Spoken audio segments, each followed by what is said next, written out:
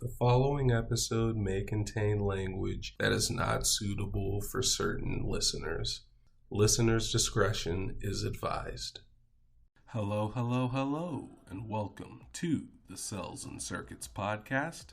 I am your host, Chibeze Anakor, and on this episode, we'll be talking about Samsung possibly making a Wear OS smartwatch.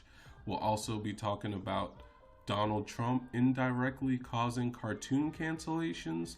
Then after that, we'll get into my Google Stadia wish list for 2021. And without further ado, let's jump right into it. Alright, so first up today, let's start by talking about Samsung possibly making a Wear OS smartwatch. Yep, you heard that right. Based on some source code that XDA developers had found, there's possible evidence that Samsung could be making a Wear OS smartwatch named Merlot. And for those of you who don't know what Wear OS is, it is formerly known as Android Wear, which is Google's own software or operating system that runs on smartwatches. So if this is true, then it could mean that it'll be the first smartwatch from Samsung in years that doesn't run on Samsung's own Tizen OS. So that'll be a pretty huge thing for Samsung, or it could be, if this smartwatch ends up being real. And I apologize for the sirens in the background. Alright, cool. Anyway, so yeah, it could be a good thing that Samsung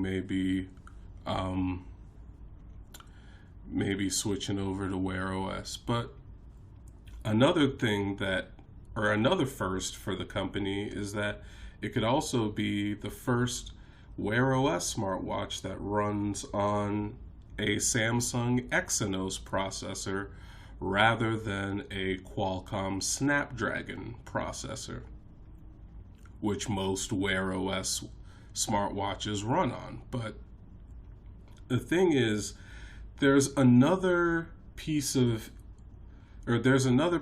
tech news that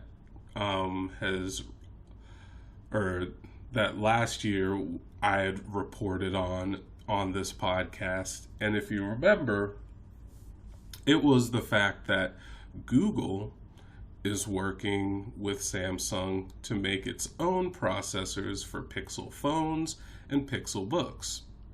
And then also, Google's acquisition of Fitbit had closed in January. So what do these two pieces of news have to do with smartwatches? Well, Fitbit makes smartwatches, but also if there's a Wear OS smartwatch that could possibly be running on a Samsung Exynos processor, and Google is working with Samsung, which makes those Exynos processors, to make its own processors for Pixel phones and Pixel books, then this Samsung Wear OS smartwatch could potentially be the precursor to an upcoming made by Google smartwatch, which could potentially be called the Pixel Watch, which is something that I've wanted for so long. I've wanted a Halo device for Wear OS so that Google can show all of these other companies how to properly make a Wear OS smartwatch and what that experience is supposed to look like.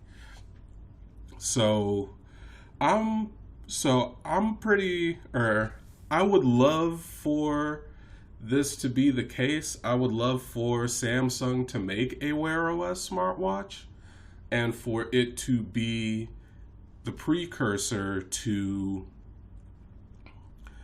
what could potentially end up being a Pixel Watch. But this is all based on rumors and speculation, and nothing official has been announced of yet. So this could all just be for nothing. We don't know. But let me know what you think of this news. Do you think that there could possibly be a Pixel Watch on the way that runs on a Samsung Exynos processor? Do you think that with or do you think that Samsung making its own Wear OS smartwatch is a good idea, or do you think they should just stick with what they know, which is Tizen, which has been running for years? Or do you think that Google should maybe partner with someone else on wearable chips? I mean, especially now that it owns Fitbit. Do let me know on social media or on Discord, and we can continue the conversation there. But that is going to do it for this topic. Up next, we'll be getting into Donald Trump indirectly causing cartoon cancellations. Then after that, we'll get into my Google Stadia wish list for 2021. The Cels and Circuits podcast will be right back.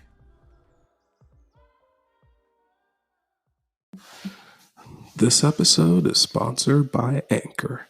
If you haven't heard about Anchor, it's the easiest way to make a podcast. Let me explain. First, it's free. So, doesn't get any cheaper than that. Second, there are creation tools that allow you to record and edit your podcast right from your phone or computer. I'm editing this podcast from a Chromebook using the web, so it's pretty easy to do. If I can do it, you can certainly do it. Third, Anchor will distribute your podcast for you so it can be heard on Spotify, Apple Podcasts, Google Podcasts, and so many more services. So you don't have to go to each individual podcast service and distribute it yourself. It automatically does that for you, so that's pretty awesome. Fourth, you can make money from your podcast with no minimum listenership. So, that's a pretty good way to make some money. And then, last but not least, it's everything you need to make a podcast in one place. So download the free Anchor app for iOS or Android, or go to anchor.fm to get started. That's ANCHOR.FM to get started, or download the app for iOS or Android today. This episode is brought to you by Podgo. Podgo is the easiest way for you to monetize your podcast. It provides podcasters with a flat rate for ad space, so you always know how much you get when you include an ad from Podgo. Apply today to become a member and immediately be connected with advertisers that fit your audience. That's podgo.co at podgo.co, and be sure to add the Cels and Circuits podcast in the How Did You Hear About Podgo section of the application, which really helps out the show. Hey Cels and Circuits listeners, did you know that we now have a merch store? It's true.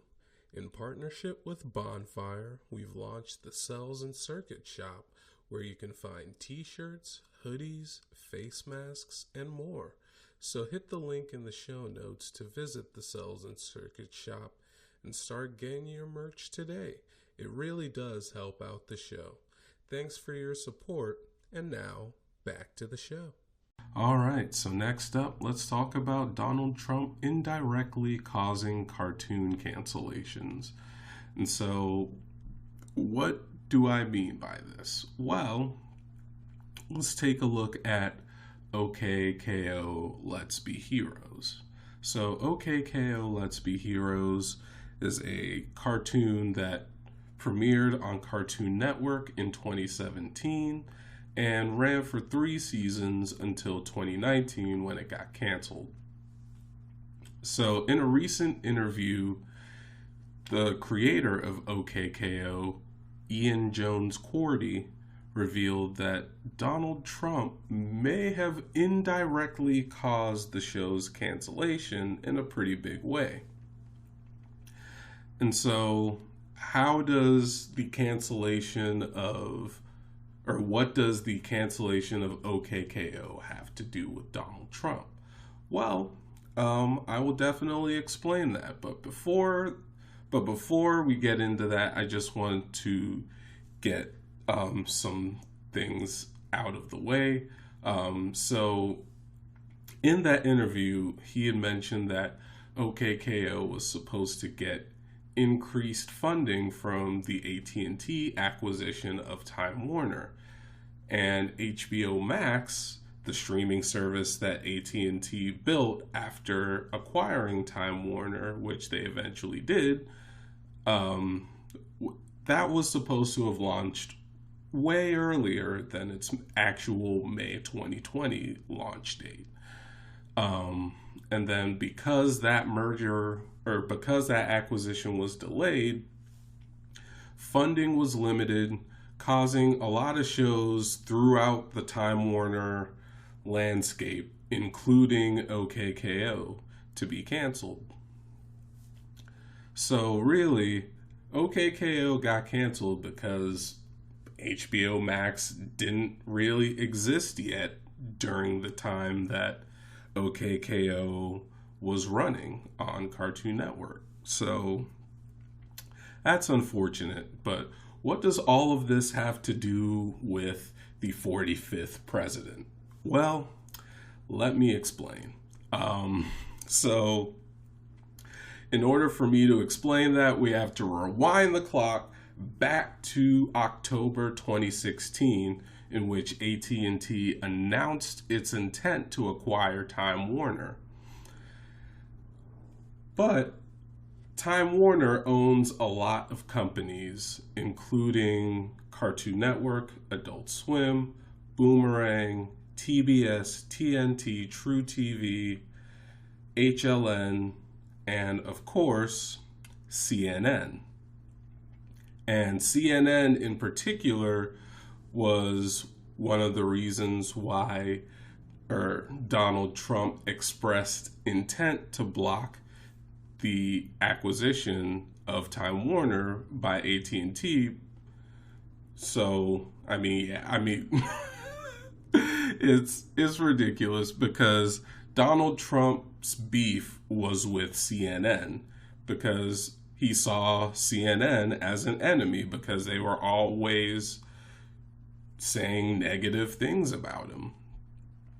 So, and Donald Trump has made no secret of this. Like, he's publicly expressed numerous times his distaste for CNN.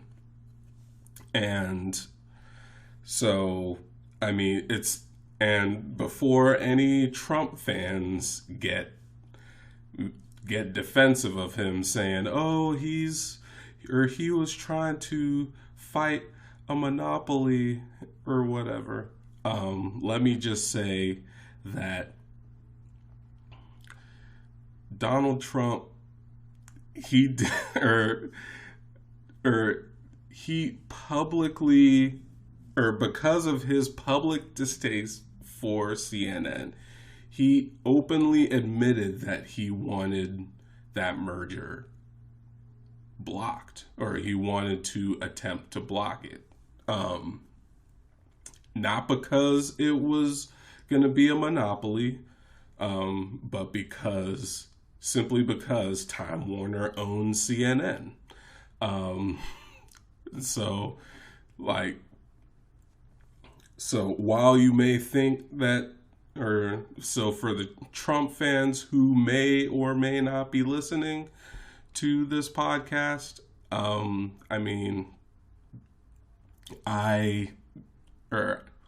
not a fan of the Orange Man, so Like, let me just get that out of the way. But second, like, let's not kid ourselves in thinking that he was fighting for the little guy. Like, let's just not.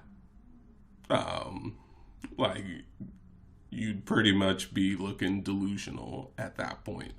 But anyway, I should also mention that the U.S. Department of Justice also attempted to block the acquisition, but ultimately failed.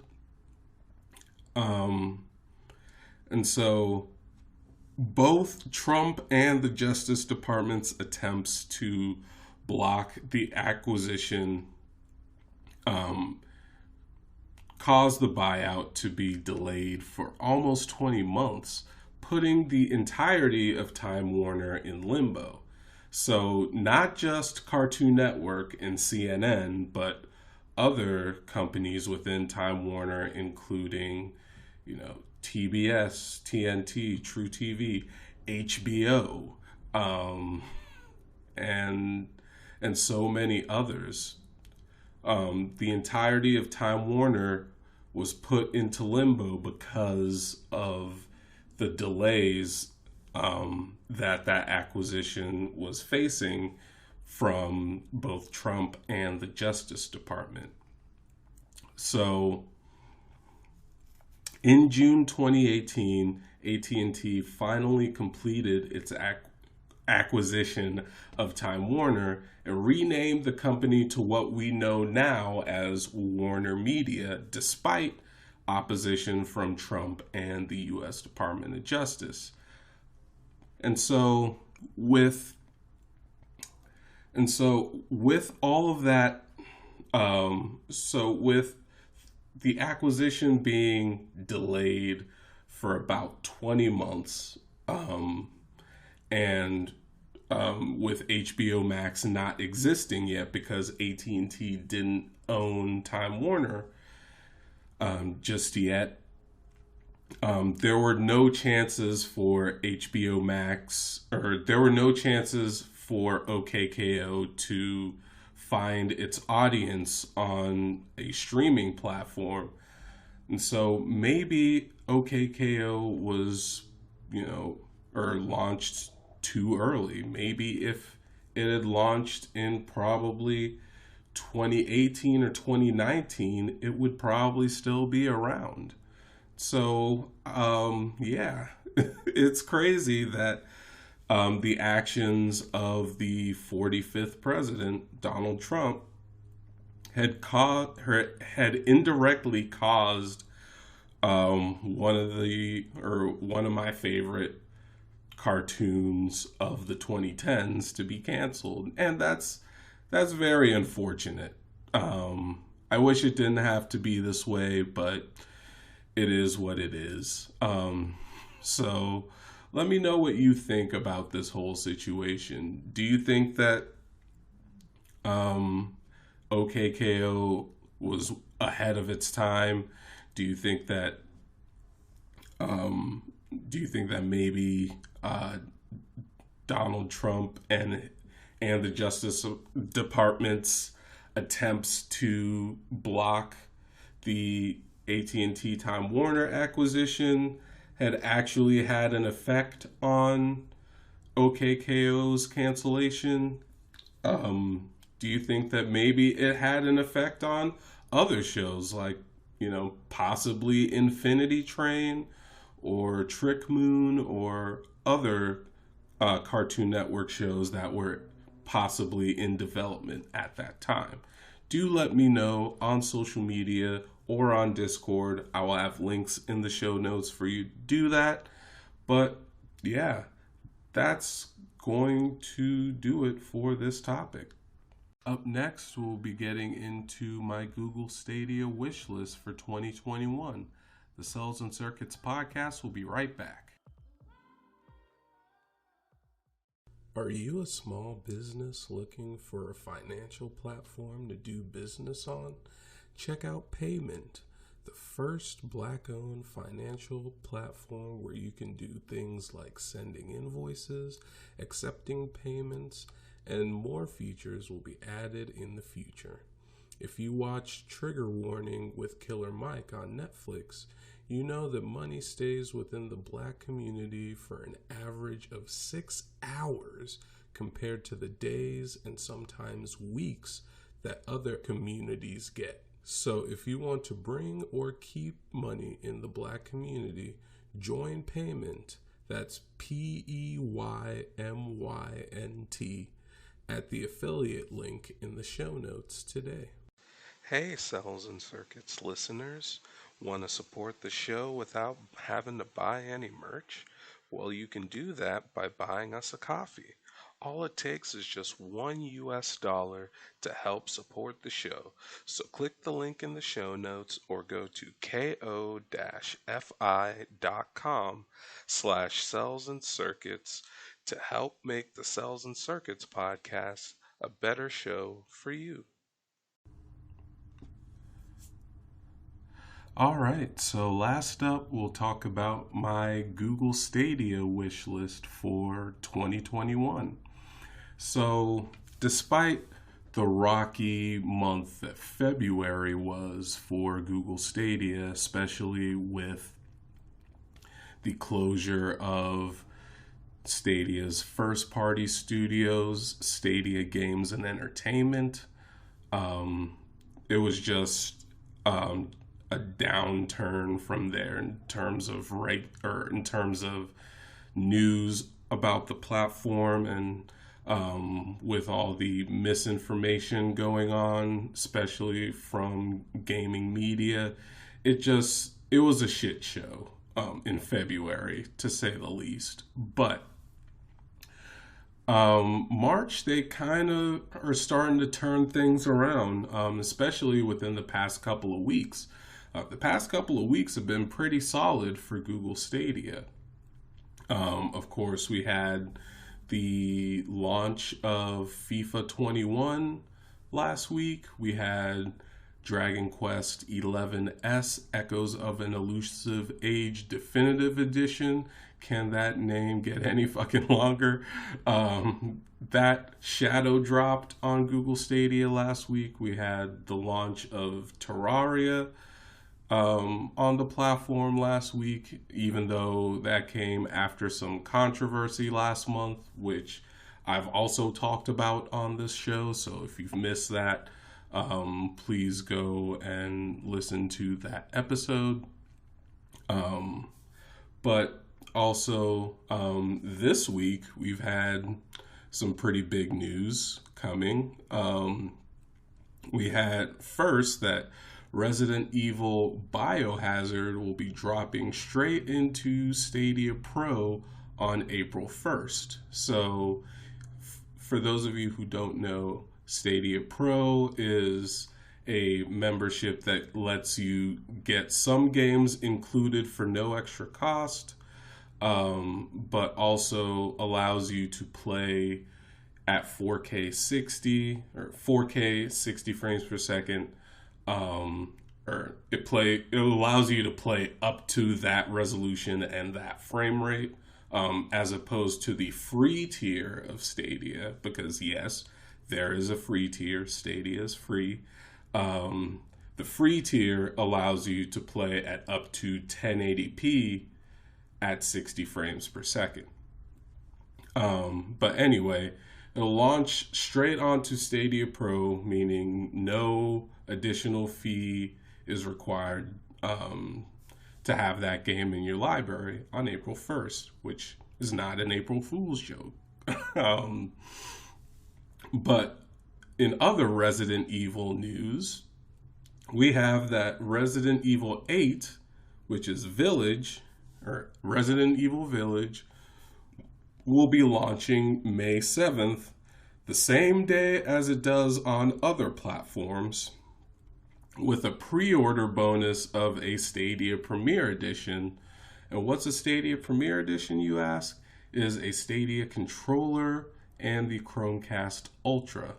So you're basically getting $160 worth of material for only $60. Because remember, the Stadia Premier Edition is $100. So if they're giving that to you for free and all you have to do is just buy the game, like you're basically getting $160 worth of material for $60. Like that's a pretty damn good deal.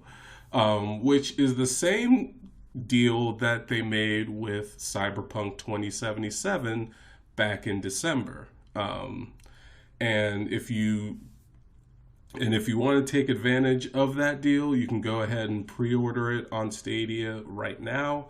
I will have links for you to do that in the show notes, along with a link to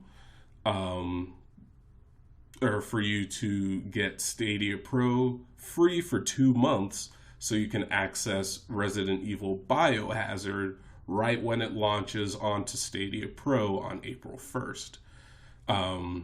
So, yeah, links in the show notes. Anyway, and then also you have certain games from the Ease and Trails of Cold Steel series coming to Stadia. So both of those JRPG series are coming to Stadia, and that's pretty good for the platform, as it's not even on every single major platform, Xbox. But that's always good to see JRPGs coming to Western platforms, and I do want more JRPGs on Western platforms. So these past couple of weeks have been pretty damn good for Stadia, and they wouldn't be making this much of an effort if Stadia was dead, as the gaming media would like to, or would like you to believe. But that's beside the point. Anyway, so these past few weeks have been awesome for Google Stadia, but what would I like to see on the platform here in 2021? Well, let's start with the features that I would like to see.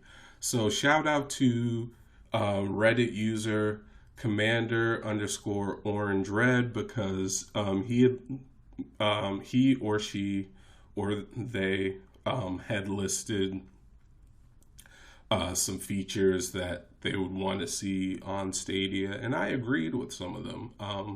So for me, I would like to see, of course, an Android TV app. I have 2 Chromecasts with Google TV, one in my bedroom and one in my living room, that I unfortunately had to break out early. But I was waiting on the Stadia support to come, but let's just say my girlfriend had other plans, and we'll leave it at that. But anyway, let's go on to the search bar. I would really love to have a search bar on Stadia. It's kind of weird that we don't have one yet. Not that Google would know anything about search bars or anything, but that's beside the point. Anyway, yeah, I mean, Android TV app and game or a search bar. Those are probably the 2 biggest features that I would really love to see on Stadia. Another thing is game gifting. I do think that this is probably one of the features keeping games like It Takes Two from coming to the platform, which, if you haven't played that game with a friend if you haven't played that game yet, it's an awesome game. So definitely play that game. But anyway, game gifting is definitely something that should come to Stadia. I believe it's on pretty much every other gaming platform, so I would love to see that implemented in Stadia. And then next thing is a different UI specifically for mobile phones and TVs. Um, I would like to see, um, especially on mobile, just um, something other than, having to swipe over like 100 times to find a game that you haven't played in a long time that you wanted to get back to, or just having your most recently played game not take up like the whole screen. So things like that. And then also, same with the TV. I don't want to have to, click the or press the right button on my D-pad on the Stadia controller to have to go and select a game that I want to play that I haven't played in a long time. So, yeah, the UI could definitely use some work, especially on the mobile and the TV side. I like the strides that they've made with the PC side of things, and I do hope that they continue in that direction. But yeah, I do think the UI definitely needs some changes. And then next up is a playlist feature, which is a feature that a competing service, Amazon Luna, has, that I would like to see Stadia copy. So, yeah, and it'll definitely help me keep track of my backlog, my ever growing backlog of games. But yeah, that's something I definitely want to see on Stadia. And then last but not least, rating games. I do think that users should be able to rate games just like they are able to rate apps on Google Play or books or movies or anything. I genuinely believe that games should be no different. I mean, every other platform lets you rate games, so it would be nice to see that implemented in Stadia as well. So those are the features that I wanted to see um, on Stadia, but let's get into the region expansions. So I do want Stadia to expand into other regions. I mean, I think North America and Europe are fine, but they're definitely going to want to be in more places if they want to succeed. So I would like to see an expansion into Asia, especially, particularly in Japan, South Korea, and India. Japan, Japan is home to very many developers for video games. And then as far as South Korea goes, their internet speeds are pretty high over there. I think they're probably one of the highest in the world. So I think Stadia would do very good there. And then as far as India, India has been a very vocal, or the Indian fan base for Stadia has been very vocal, and they want it to come to that country. So I do hope that it does very soon.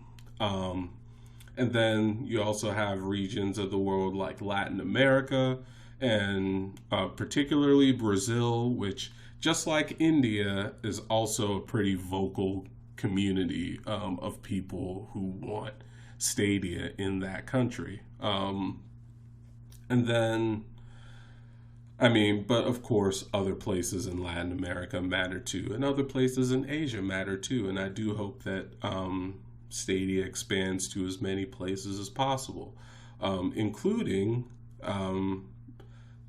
one region of the world that's near and dear to my heart, which is Africa.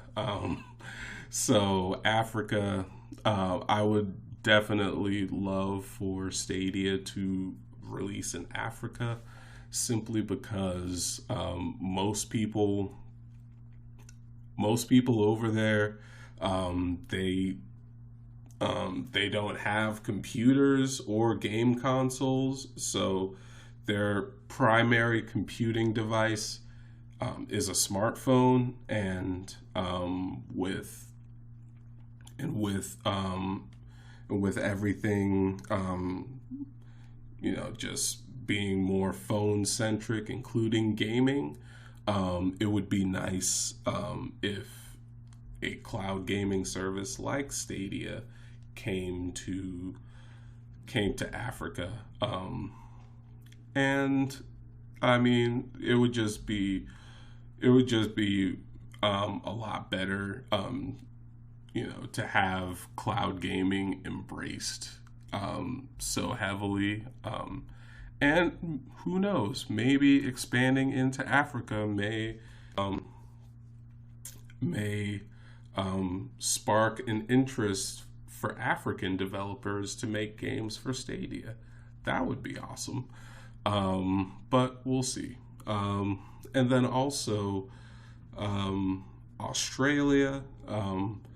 I would like to see Stadia expand into Australia. I know that Google was having quite a few troubles with the Australian government, some that may have otherwise caused Google to leave Australia entirely.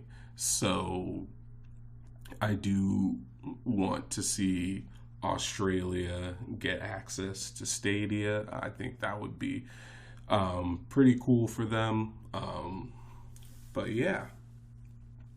And last but not least, the games, which is any service's bread and butter. So I'm going to narrow this down into two categories: games that I think would bring people to the platform, and then also games that I personally want on the platform. So let's go into games that I think would bring people into the platform. So first up is Fortnite, which, I mean, like, while I don't personally want the game on the platform, I think it would bring people to the platform. And also, I don't like the CEO of the company that owns Fortnite, which is Epic Games. I don't. I don't like Tim Sweeney. I'm sorry. Not really. But up next is Rocket League, which is developed by Psyonix, which also got bought out by Epic Games. Damn it. But I would like to see that come to Stadia, even though it's probably unlikely at the moment, simply because of Epic Games' ongoing feud with Google in regards to Play Store fees for developers, which is specifically harming Epic Game, or which is specifically targeted. Well, I shouldn't say it's specifically targeted towards certain developers. It's every big name developer that is on Google Play has to pay a 30% fee on whatever profits that they get from the apps that they publish on Google Play, which is the same as Apple in their app store. So Epic is also in a feud with them too. So yeah. I wouldn't expect any games that are owned by Epic Games to show up on Google Stadia anytime soon. I would, of course, love to be wrong, but given that the ongoing feud with Epic and the App Store fees is going on with both Apple and Google, I just don't see that happening. But we'll see if they ever get that resolved, I guess. I don't know. Up next is Apex Legends. I think Apex would definitely bring people to the platform. I mean, it just launched on Switch not too long ago, so if it can run on the Switch, it can definitely run on Stadia.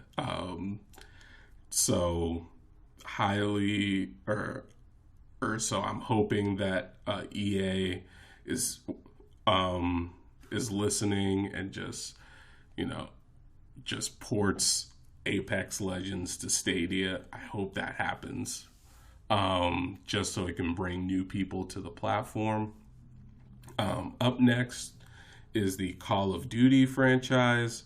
I mean, it's the best selling franchise in video games. So, I mean, bringing it to Stadia would kind of legitimize it as a bona fide gaming platform.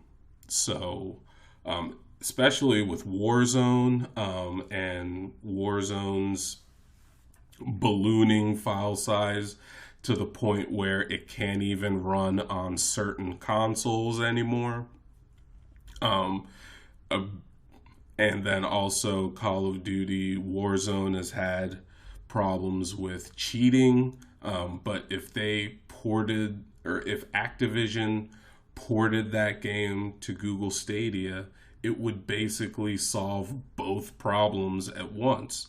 Because then users don't have to worry about storage. And then also, you can't cheat on a cloud gaming platform. It's win-win. So, I don't know. I do hope that Call of Duty does make its way to Stadia, but that'll be between Google and Activision. So up next is Minecraft. I do think that Minecraft would bring some people to the platform. And I guess we should all be looking at what Microsoft does with Mojang in this regard, because if they do make a PlayStation 5 version, but a Stadia version isn't developed alongside it, that would be a red flag right there. And that would kind of be an anti-consumer move from Microsoft, in my opinion, but that's just me. But I do hope that Minecraft makes its way to Stadia. Because I do think it would bring some people to the platform. And then next up is Roblox, which the company had just gone public not too long ago, and it's worth billions of dollars. So, so many people are already playing Roblox right now. Like, it's ridiculous. Even my youngest brother plays Roblox, so I'm sure he'd probably be happy to play it on Stadia. And I believe, as far as consoles go, it's on Xbox.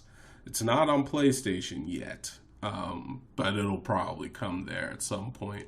But yeah, I do think Roblox should come to the platform. And then finally, it's a game that launched recently, which is Valheim. I do think that Valheim should come to the platform to bring people in. I believe that a Linux version already exists on Steam, if I'm not mistaken.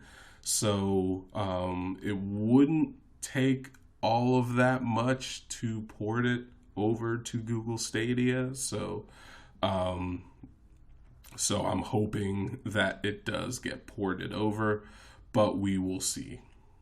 Um, and so, yeah, that does it for the games that I think would bring people into the platform. Now let's get into the games that I personally want on the platform. And since there's a lot of them, I'm going to try and move quickly here. There's Knockout City, which is a dodge brawl game or a dodgeball game that looks awesome, and I would just love to play that on Stadia. And then there's It Takes Two, which just launched yesterday at the time of this recording. I would absolutely love to play It Takes Two on Stadia with my girlfriend. We're currently playing it on the Xbox Series X right now, and we've both been enjoying ourselves. It is a absolutely incredible co-op experience. And then I would also like Biomutant to come to Stadia, which THQ Nordic has been a supporter of Stadia. They've brought they've brought some of their games to Stadia, including the SpongeBob SquarePants game, Battle for Bikini Bottom Rehydrated. They also brought Destroy All Humans to Stadia. So there have been some THQ Nordic games on Stadia. So I hope that Biomutant eventually comes to the platform, but we'll see. And then, of course, the Sonic the Hedgehog franchise. I don't need to explain Sonic the Hedgehog. I'm sure you already know who he is. One of the most influential characters in gaming, and one of the most influential franchises in gaming. So I do hope it comes to the platform. And then also Crash Bandicoot. I hope that franchise, including CTR, so including Crash Team Racing, I hope that comes to Stadia as well. And then you have Spyro. I hope that franchise, with the exception of the Skylanders crap, I don't want the Skylanders stuff anywhere near Stadia. But just bring the Spyro franchise, including the Reignited trilogy, onto Stadia. I would like that. I would also like to see Dragon Ball Fighters and Dragon Ball Z Kakarot on Stadia. Both of those games I enjoyed playing. So yeah, I do want them on there. And then also, I would like the Tekken franchise and the Street Fighter franchise on Stadia. Both awesome fighting franchises that I would absolutely love to play on Stadia. And then next up is Cuphead, which is released on pretty much every other platform to date, including PlayStation. Because remember, at one point, it was a Microsoft exclusive. So it was only on Xbox and PC at one point, but now it's on the Switch, now it's on PlayStation, and I believe for cloud gaming you can play it on GeForce Now, as well as Xbox Game Pass. So really the only platform that Cuphead is not on is Stadia, and I would love to see that be rectified. So next up, I would like to see the super giant games titles like Bastion, Transistor, Pyre, and Hades on Stadia. I love playing Bastion. I haven't finished Transistor yet, and I haven't finished Hades yet, but I still like playing them. Let's see, what else? There are the Adult Swim Games titles. Particularly, I would like to see Samurai Jack Battle Through Time on Stadia. That would be awesome, especially for me who's a fan of Samurai Jack and who's a fan of Adult Swim and Cartoon Network and Toonami and all those things, I would love to see, or I would love to see Adult Swim games titles on Stadia. And then I wrote this list a long time ago, but next up is Fall Guys Ultimate Knockout, which, if you remember earlier when I said the Epic Games titles that I doubt would come to Stadia, well, I mean, the developer of Fall Guys, aka Mediatonic, just recently got acquired by Epic Games earlier this month. So that unfortunately is unlikely to happen anytime soon. But of course, I would love to be wrong. But yeah, it is unfortunate that that Fall Guys Ultimate Knockout may not come to Stadia anytime soon, simply because Epic Games owns the developer behind it. Sucks. But oh well. And then next up we have Super Lucky's Tale. I would love to see a new Super Lucky's Tale on Stadia. The original Super Lucky's Tale was a console exclusive to Xbox. But now that they released new Super Lucky's Tale, it's available on the Switch and the PlayStation as well. So there's no reason why it can't come to Stadia. So I would love to see that on Stadia. We're definitely light on 3D platformers. I know Blue Fire is going to be the first one, so that's exciting, and I can't wait for that.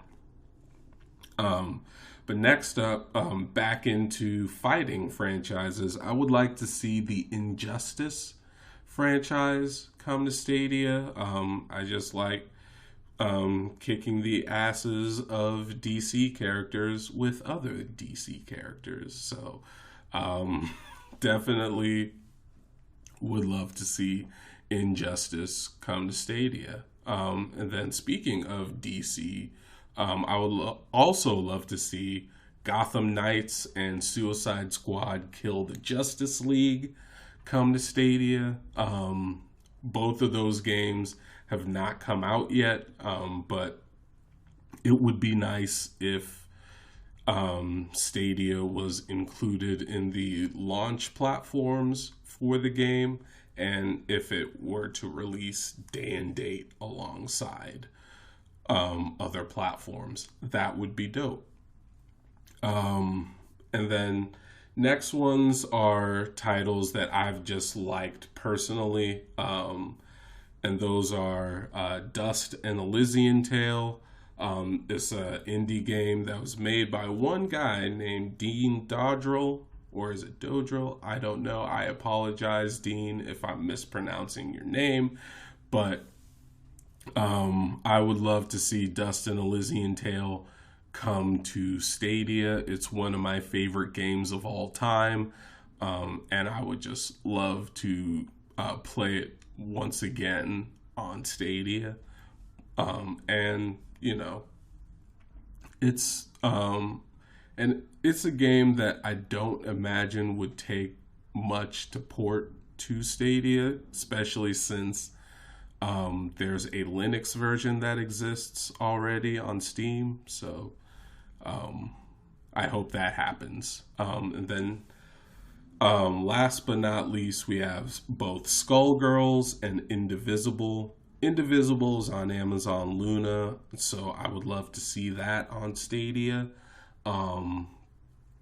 But also Skullgirls is a great indie fighting game where you're playing as a lot of these girls who are trying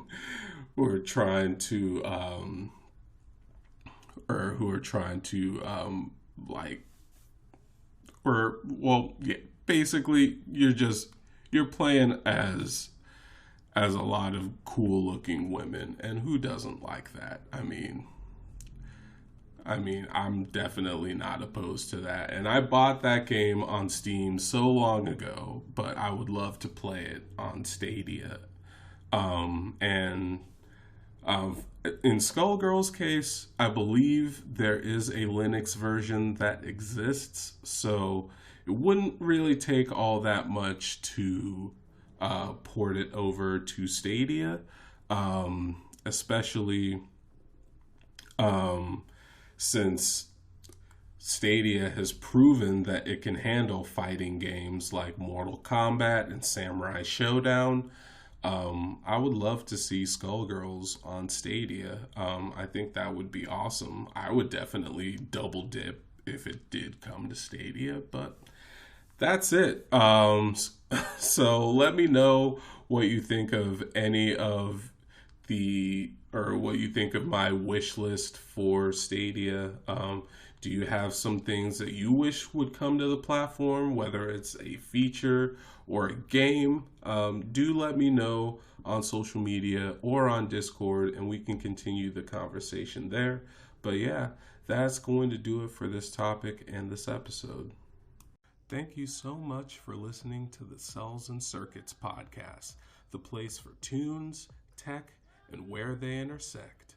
Let me know what you think of any of the topics discussed on social media or on Discord via the Flow page link in the show notes. If you like this content, share it on social media and give it a review to help more people find it. If you want to see even more content just like this, consider supporting Cels and Circuits on Ko-fi or visiting the Cels and Circuits shop. The Cels and Circuits podcast was written, produced, and edited by me, Chibeze Anakor. Our intro, outro, and transition music was made by Tiffy3. That'll do it for this episode. So until next time, I'm Chibeze, signing off.